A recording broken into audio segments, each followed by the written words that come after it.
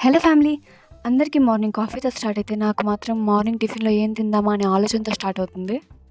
ఈరోజు మంచిగా మసాలా దోస తినాలనిపించింది. మళ్ళీ హోటల్‌కి వెళ్ళి ఖర్చు పెట్టడం ఎందుకని మన దోస మనమే వేసుకున్నాం.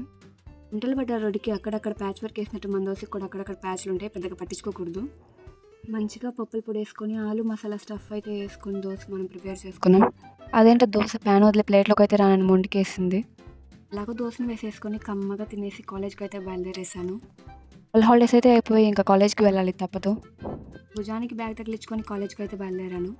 అలా ఇంటికి రిటర్న్ అవుతుంటే మా ఫ్రెండ్ సూపర్ మార్కెట్‌లో ఏదో కొనాలని ఆగింది. మనం కూడా ఆగి కొన్ని తినడానికి స్నాక్స్ అయితే తీసుకున్నాం. ఇలా పాలపొడి తినడం నాలా ఎంతమందికి ఇష్టమో కామెంట్ చేసేయండి. ఇంకా వెళ్తూ వెళ్తూ ఉట్టిగా వెళ్ళకూడదని ఒక ప్లేట్ పానీపూరి, ఒక ప్లేట్ దహీ పూరి అయితే తినేసి బయలుదేరేశాను. మొత్తం నేనే తినలేదు, దిష్టి పెట్టేయకండి. నేను మా ఫ్రెండ్ షేర్ తీసుకున్నాం. పానీపూరి అన్న ఉన్న మసాలా అంతా వేసి మంచిగా ప్రిపేర్ చేసి అయితే ఇచ్చాడు. ఫుల్‌గా పానీపూరి తినేసి ఎవరి దారిన వాళ్ళైతే బయలుదేరేశాం. ఇంకా ఆటోలో వస్తూ మంచిగా సన్సెట్‌ని అయితే ఎంజాయ్ చేశాను. ఈ వీడియో కింతే ఇలాంటి మరిన్ని డైలీ వ్లాగ్స్ కోసం నా ఛానల్‌ని లైక్ చేసి సబ్స్క్రైబ్ చేయండి. అలానే బెల్ సింబల్ కూడా ఆన్‌లో పెట్టుకోండి, నోటిఫికేషన్స్ వస్తాయి. నేను మీ నిక్కీ.